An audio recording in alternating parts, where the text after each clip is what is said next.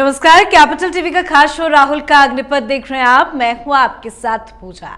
राहुल गांधी आज रांची के दौरे पर पहुंचे। अब झारखंड में चुनाव है तो ऐसे में ये दौरा भी बेहद खास रहा। पर रांची में राहुल गांधी के स्वागत के लिए कांग्रेस कुछ खास करती नजर नहीं आई। राहुल गांधी के आगमन पर कांग्रेस ने किसी तरह का कोई राजनीतिक कार्यक्रम नहीं किया। राहुल गांधी हमेशा की तरह चर्चा में रहने वाले संविधान के इर्द गिर्द बोलते और सुनते नजर आए। दरअसल आज संविधान सम्मान सम्मेलन का आयोजन किया गया था, तो राहुल गांधी ने झारखंड पहुंचकर क्या क्या रायता फैलाया है बताएंगे आपको, पर एक अपडेट आपको देते हैं। अगर राहुल गांधी के खिलाफ कोई कुछ बोलता है तो कांग्रेस पार्टी तुरंत केस दर्ज करा देती है। दरअसल कर्नाटक में भारतीय जनता पार्टी के विधायक बसनगौड़ा पाटिल यत्नाल के खिलाफ मामला दर्ज किया गया है।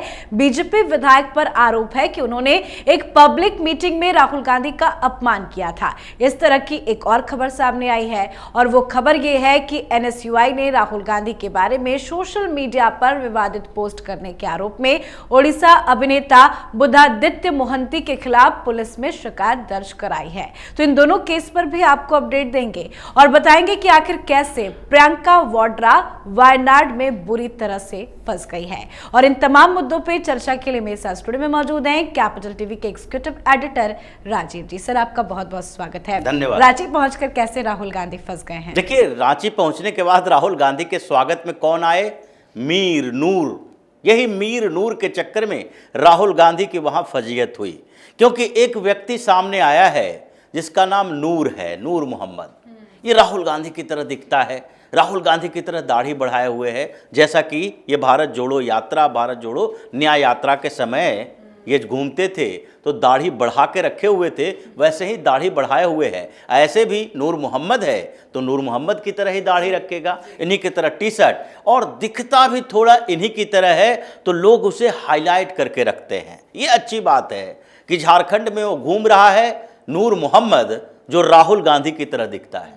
ऐसे राहुल गांधी भी नूर मोहम्मद की तरह ही दिखते होंगे, ऐसा दिखता है, क्योंकि जब ये कश्मीर जाते हैं तो इनकी फ़ोटो जो सामने आती है उमर अब्दुल्ला के साथ, तो वो भी दिखता है कि उमर अब्दुल्ला, फारूक अब्दुल्ला और इधर राहुल गांधी, ये सब एक ही तरह के दिखते हैं। जब टोपी लगाते हैं वो कश्मीर वाली, तो और दोनों में समानता दिखती है। तो ये जो गुलाम मोहम्मद मीर जो वहाँ के प्रभारी बनाए गए हैं, उन्होंने बड़ा इनपुट दिया कि देखो भाई, कांग्रेस के लिए झारखंड में एक जगह सिट है और वो उन इलाकों की बात कर रहे हैं जहां मुसलमानों का बहुसंख्यक होना है, जिस पर भारतीय जनता पार्टी अटैक कर रही है, जिस पर बार बार हेमंता बिस्वा शर्मा जाकर कह रहे हैं कि देखो किस तरीके से डेमोग्राफी को चेंज किया जा रहा है झारखंड के अंदर, और वो वहां से रिपोर्ट लेकर आ रहे हैं गुलाम मोहम्मद मीर। ये गुलाम मोहम्मद मीर जिनको प्रभारी इन्होंने बनाया है, वो तो मुसलमानों की समस्याएं देख रहे हैं कि वह कैसे झारखंड में आदिवासी झारखंड मुक्ति मोर्चा के साथ आए और वो आदिवासी हमारे साथ थोड़ा आए और मुसलमान हमारे साथ आ जाए, और बीच का रास्ता इनके लिए नहीं है। लेकिन फिर भी चुनाव लड़ना है तो Rahul Gandhi super active mode में हो गए, तेजस्वी यादव वहां पर और सोरेन वहां पर। तो राहुल गांधी को खुद अगर सीट शेयरिंग पर बात करने के लिए जाना पड़ रहा है तो इससे बड़ी बेइज्जती की बात क्या है? ये तो फजीहत है कांग्रेस के लिए भी। जब भारतीय जनता पार्टी के सीट शेयरिंग का फार्मूला वहां पर आया तो क्या मोदी गए थे? यहां पर सेंट्रल इलेक्शन कमेटी की बैठक हुई, अमित शाह की भी बैठक हुई, झारखंड के नेताओं के साथ बैठक हुई, और यह फार्मूला सामने आ गया कि भाई आजसू को 10 सीटें देंगे। और हेमंत बिस्वा शर्मा को इतना अधिकार दिया गया है वहां कि वो ये कह रहे हैं कि अगर आजसू के सुदेश महतो ये बार बार कहते हैं कि एक आध सीट इधर उधर किया जाए, या जिस सीट के ऊपर वो बार बार कह रहे हैं कि नहीं नहीं ये सीट भारतीय जनता पार्टी को नहीं, हमें मिलना चाहिए, उस पर नेगोशिएशन के लिए कोई भी दरवाजा बंद नहीं हुआ है। जब तक नॉमिनेशन चल रहा है तब तक हम उस प्रक्रिया में हैं। हम कभी भी कोई भी सीट बदल सकते हैं, आजसू के साथ बदल सकते हैं, जदयू के साथ, चिराग पासवान के साथ, जो हमारे गठबंधन सहयोगी हैं, सबके साथ हम सहयोग करने के लिए तैयार हैं। यह हेमंत बिस्वा शर्मा की बात है, ये अमित शाह नहीं बोल रहे, ये पीएम मोदी नहीं बोल रहे। इन लोगों की जरूरत वहां पर नहीं है, फाइनल करने के लिए एक बार बैठने की जरूरत रही। लेकिन राहुल गांधी की ये स्थिति हो गई अब कि ये संविधान बचाने के नाम पर वहां सीट शेयरिंग के लिए मीटिंग करने के लिए जा रहे हैं।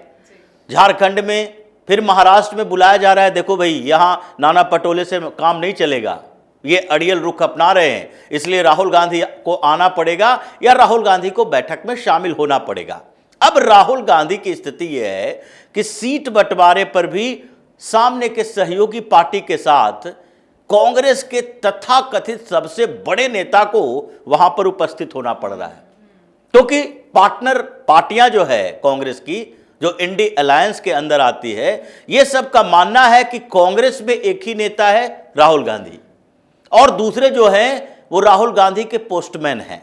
अगर इन लोगों से चर्चा भी करते हो तो ये जाकर राहुल गांधी के दरबार में वो लिस्ट रखते हैं और उनके सहयोगी जो अपना उनका ऑफिस चलता है वो लोग इस पर चर्चा करते हैं कि हाँ ये लिस्ट सही है या नहीं, तभी अंतिम मुहर लगती है।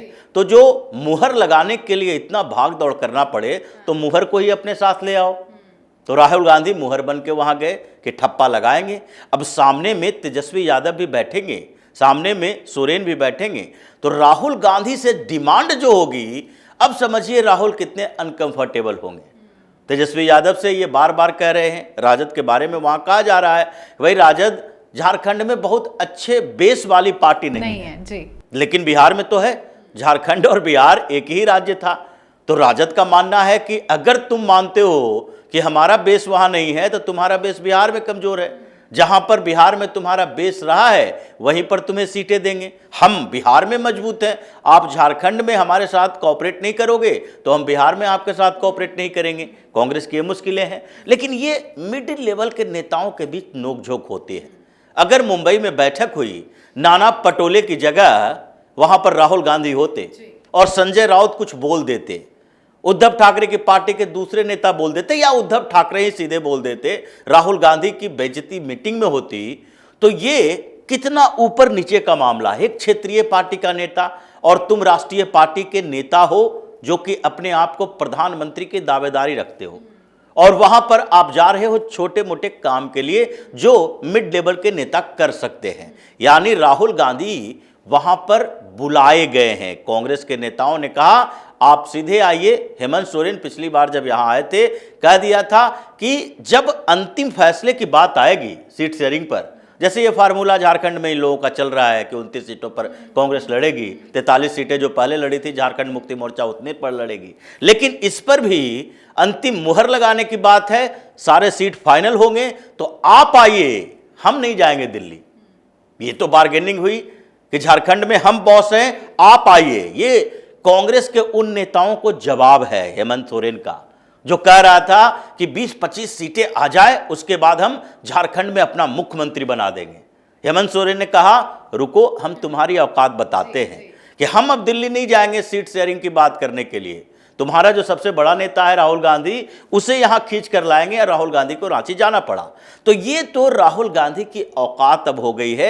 इसलिए परेशानी कांग्रेस के अंदर इस बात को लेकर है कि राहुल गांधी गिरते गिरते गिरते कितना नीचे गिरेंगे जहां से फिर उठना मुश्किल। और राहुल गांधी के इसे बिहेवियर को लेकर तो कई बार सवाल खड़े हो करते हैं लोग, और जब अगर राहुल गांधी को लेकर कोई कुछ बोल देता है या सोशल मीडिया पर कोई ट्वीट कर देता है तो उसके खिलाफ कांग्रेस पार्टी एक्शन क्यों ले लेती है। आज मैंने जो शुरुआत में 2 खबर बताई कर्नाटक और उड़ीसा की, क्या कुछ है ये पूरा मामला सर? देखिए ये लोग ऐसे नेता हैं, विधायक हैं एतनाल कर्नाटक के।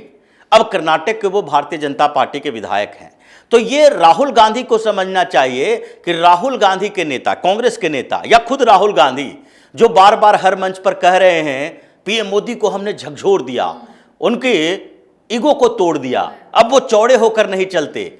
आप उनके बारे में जैसी बातें बोलते हो वैसी बातें अगर दूसरे नेता ने आपके बारे में बोल दिया तो आप अपने नेताओं के ये जो चमचे बेलचे हैं उसकी फौज लगा दोगे कि उनके खिलाफ केस कर दो, मुकदमा कर दो।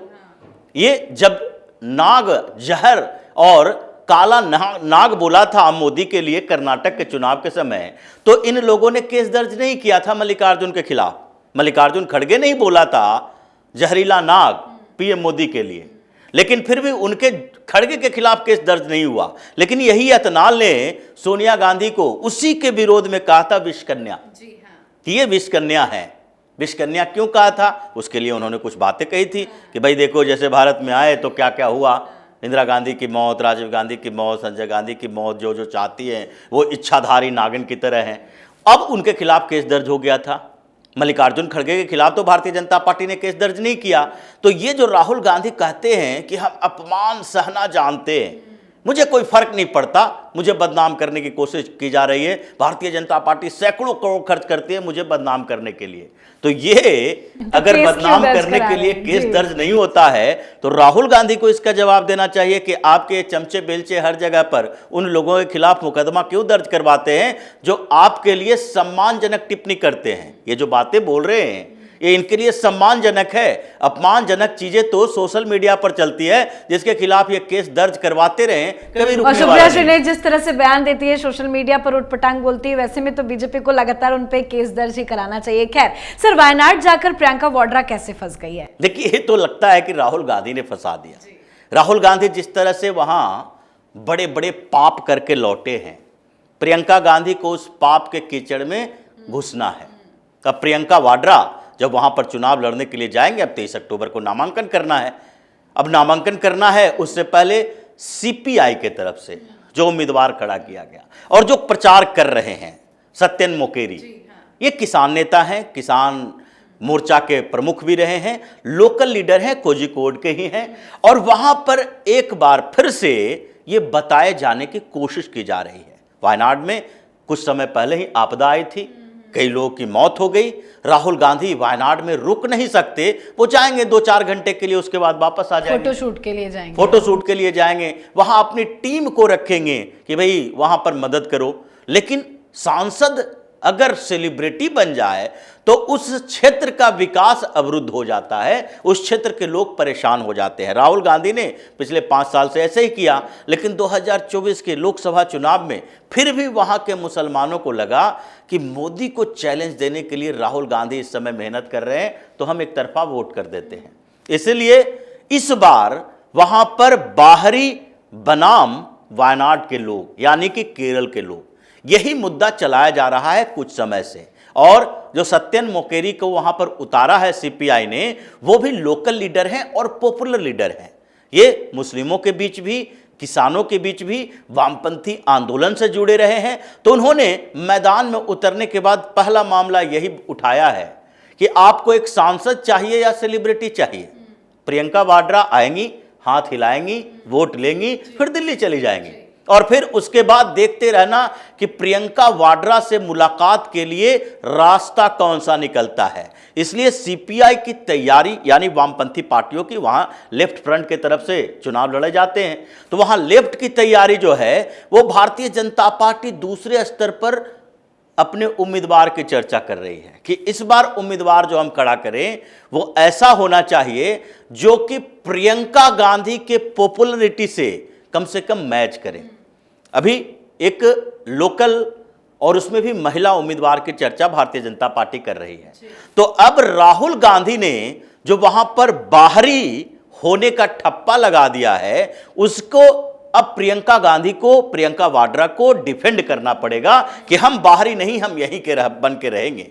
और इस बात के लिए वायनाड में परेशानी है कि हो सकता है राहुल गांधी ने जानबूझकर देखा होगा कि इतने दिन तक प्रियंका वाड्रा तो तैयार नहीं थी लोकसभा में जाने के लिए, अब जब टिकट दिए हैं एक बार हरा ही दो, ताकि ये जो बार बार कांग्रेस के अंदर उठता है कि राहुल गांधी नहीं प्रियंका वाड्रा को कांग्रेस की कमान संभालनी चाहिए, वो कम से कम मध्यम पड़ जाए और लोग समझ लें राहुल गांधी 2 बार जीता, प्रियंका वाड्रा 1 बार में ही हार गई। मतलब पहला ही चुनाव प्रियंका वाड्रा हार सकती है। लेकिन सर, एक और मेरा सवाल आपसे है, राहुल गांधी जो दिन रात अडानी अंबानी करते रहते हैं, लेकिन एक रेवंत रेड्डी की तस्वीर आई है अडानी के साथ, इस पर आप क्या कहेंगे? देखिए, अडानी के साथ राहुल गांधी ने दूसरे तरह की डील की। एक बार होता है ऐसा, राजनीति में हो या किसी दूसरे जगह पर प्रेशर डालने के लिए, आप किसी की इतनी बुराई कर दो कि सामने वाला मजबूर हो जाए आपके साथ डील करने के लिए।